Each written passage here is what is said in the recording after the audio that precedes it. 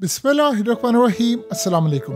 India और पाकिस्तान की लड़ाई का लेवल आप यहाँ से अंदाज़ा कर लें कि तकरीबन 10,000 के करीब बंकर्स भारत ने कश्मीर में बना लिए हैं और आप इमेजिन कर लें कि 600 मजीद बंकर्स इन्होंने बनाकर 10,000 का फिगर इस वक्त क्रॉस कर लिया है। अब ये बंकर्स असल में क्या करने के लिए जा रहे हैं? देखिए, कश्मीरियों ने बड़ी तादाद के अंदर जो अपने घरों के नीचे बंकर्स बनाए हुए हैं उसकी वो सफाई कर रहे हैं और उसमें वो शिफ्ट हो रहे हैं। जाहिर सी बात है उनके लिए एक बड़ी पैनिक की सिचुएशन है, सूरत हाल बड़ी ख़राब है। लेकिन जो इंडिया ने बंकर्स बनाए हैं, बेसिकली ये जो बंकर्स हैं इस पर जो बहुत बड़ा क्राइसिस खड़ा होने वाला है, इसमें ये लोगों को शिफ्ट करेंगे और जो ख़ास तौर पर उनको ये लगेगा कि एक बड़ी जंग होने जा रही है, तो 10,000 के करीब ये बंकर्स बड़ी तादाद में लोगों को महफूज रखने के लिए उन्होंने बनाए हैं। इसके अलावा ये जो बंकर्स इस्तेमाल कर रहे हैं ये अपनी फ़ौज के लिए भी इस्तेमाल कर रहे हैं।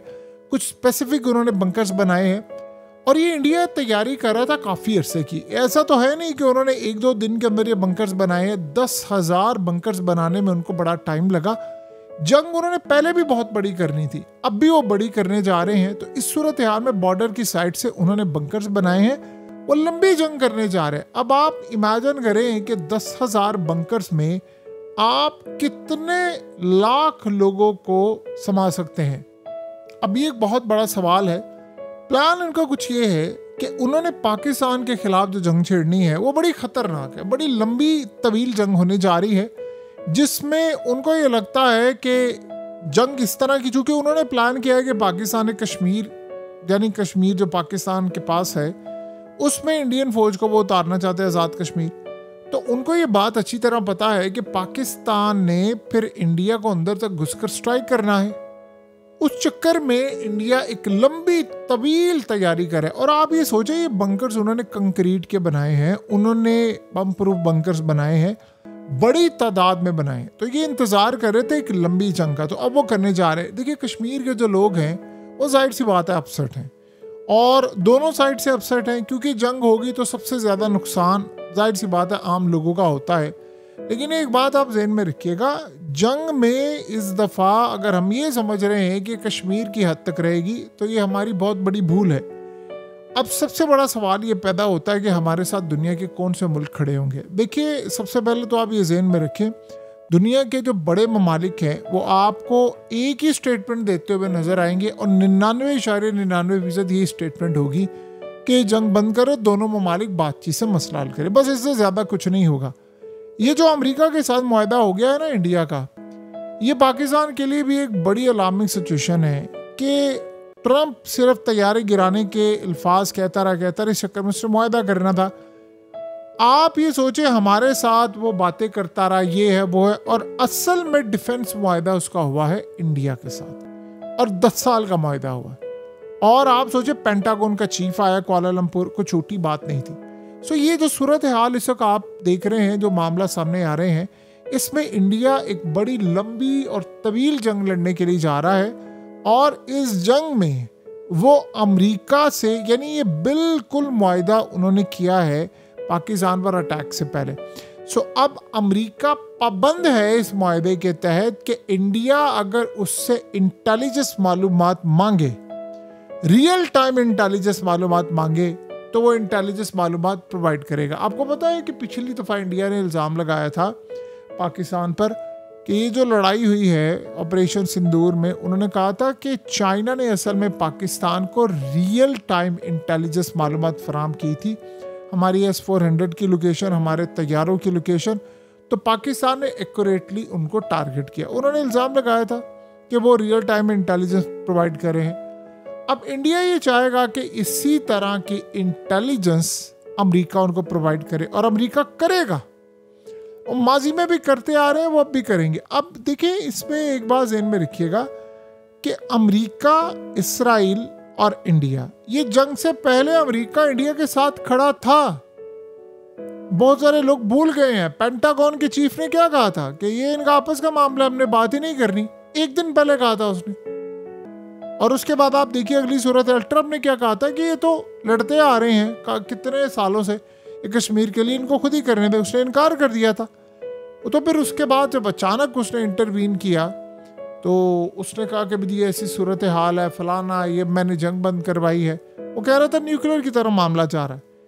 तो ये बात आप ज़हन में रखिएगा, जिसका नेचुरल अलायंस इजराइल हो उस मुल्क के मामलात कितने ज़्यादा अमेरिका के साथ सेट हो सकते हैं, क्योंकि अमेरिका से बहुत सारी चीज़ें लेकर देनी है इजराइल ने भारत को। और देखिए बहुत सारी, आपको पता है कि नेतन्याहू के बारे में ट्रम्प ने कहा था कि बहुत सारी ऐसी टेक्नोलॉजी वो हमसे डिमांड करता है जो आज से पहले हथियार और चीज़ हमने नहीं देखी, और बहुत सारी चीज़ें अमेरिका उसको प्रोवाइड करता है जो इसराइल के पास भी टेक्नोलॉजी नहीं, वो अमेरिका के पास है। अब आप ये सोचें कि अमेरिका इसराइल को दे सकता है टेक्नोलॉजी और बहुत सारी चीज़ें, लेकिन वो शायद इंडिया को ना दे पाए। लेकिन अगर इसराइल कहेगा कि मुझे ये इंफॉर्मेशन चाहिए पाकिस्तान के मुतालिक, तो अमेरिका इनकार कर सकता है? सवाल ही पैदा नहीं होता। तो वो इंफॉर्मेशन किसको देंगे? वो इंफॉर्मेशन आगे भारत को जाएगी। ये जो मुआहदा हुआ है इसमें बैकएंड पर इसराइल का किरदार था, जो अब 10 साल मुआहदा हुआ है। ये पहले भी था लेकिन अब तो होता हुआ दूर दूर तक नजर नहीं आ रहा था। तो ये बात आप ज़हन में रख लें अच्छी तरह कि ये मामला बिल्कुल एक अलग रुख इख्तियार कर चुका है, और आने वाले वक्त के अंदर अमेरिका और इसराइल आपको इंडिया के साथ ही खड़े होते नजर आएंगे। ये आप किसी गलत फहमी में ना रहिएगा। ये सिर्फ ट्रम्प की डील फाइनलाइज, देखिए 2-3 उसने काम कर रहे हैं, तो उसने इंडिया को सबक सिखाकर बाकी ममालिक को सबक सिखाना था, और उसने चाइना को सबक सिखाकर अपना भरम रखना था।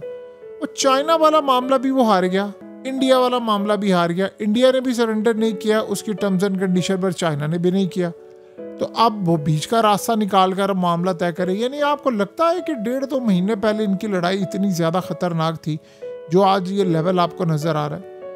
ये जो इस वक्त हालात चल रहे हैं, जो इस वक्त मामला चल रहे हैं, वो आने वाले वक्त की एक धुंधली तस्वीर आपको दिखा रहे हैं कि ये बड़े लोग, ये बड़े मक्कार लोग होते हैं। इजराइल जिसके साथ खड़ा हो जाए वो मामला सही नहीं होता। ये सारे मिलकर चढ़ दौड़ेंगे पाकिस्तान पर, ये किसी गलत फहमी में ना रहेगा। अल्टीमेटली हमें अपने जोरे बाजू पर ये जंग लड़नी है, और हमारे साथ इस जंग में 2 मुल्क खड़े हो सकते हैं। एक तो ओपनली होगा लेकिन वो कभी बात नहीं करेगा, वो है चाइना जिसकी मदद हमें मिल सकती। दूसरा है तुर्की, और वो भी बात नहीं करेंगे लेकिन वो हमारे साथ होंगे हर लिहाज से।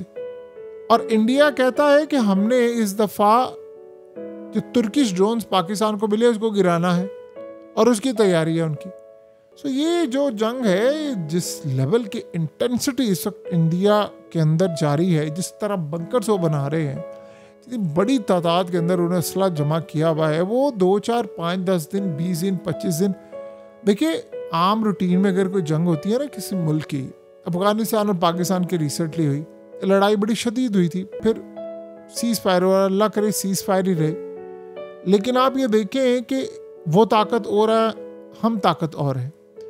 जाहिर सी बात है पाकिस्तान को बहुत ज़्यादा बरतरी है बहुत सारे मामलों में, हम न्यूक्लियर ताकत है, यहाँ दोनों न्यूक्लियर ताकत है, और उस एक न्यूक्लियर ताकत के साथ मजीद 2 बड़ी न्यूक्लियर ताकत खड़ी हैं, यानी अमेरिका और इसराइल।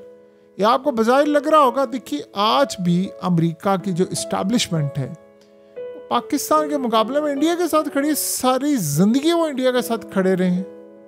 तो वो पाकिस्तान को चूज करेंगे कि इंडिया को करेंगे? ठीक है ट्रम्प की लड़ाई हो सकती है, लेकिन अंदर खाते आज भी पेंटागन जो है वो भारत के साथ ही खड़ा होता है, ये ज़हन में रखिएगा। ट्रम्प ने जब जर्नैलों से खिताब किया था तो उसको गुस्सा था कि बहुत सारे जर्नैल मेरी बात नहीं मान रहे, फौज मेरी बात नहीं मान रही, तो उसने धमकियां दी उनको और सब कुछ किया। बहुत सारे मामला जो उसने कहा ये लीक कैसे रिपोर्ट हुई, यानी जो ईरान के मुतल्लिक और चीज़ें। ये जो सारे का सारा सिनेरियो आपको नज़र आता है, ये असल में इसी तरफ इशारा करता है कि एक बड़ी भयानक और लंबी लड़ाई है जिसका इंडिया ने बेसब्री से इंतज़ार किया था। इंडिया के माइंड में ये प्लान है कि जी हमने पाकिस्तान में जाना है, हमने कश्मीर और ये वो सब कुछ लेना है, और उसके बाद हम अमेरिका के साथ एक बेटर डील कर सकते हैं चाइना के मामले में।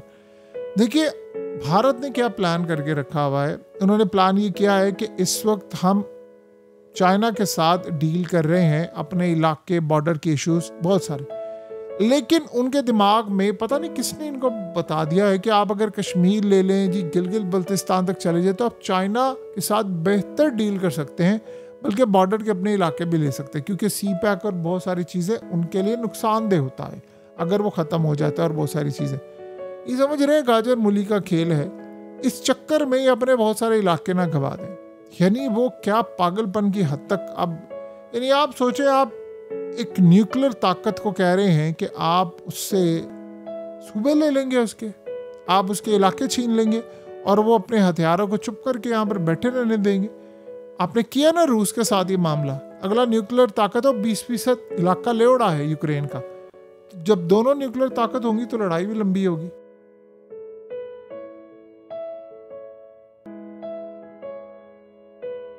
हकीकत टीवी को सब्सक्राइब करना मत भूलें, वीडियो को लाइक करें, शेयर करें और कमेंट सेक्शन में अपनी राय का इजहार ज़रूर करें।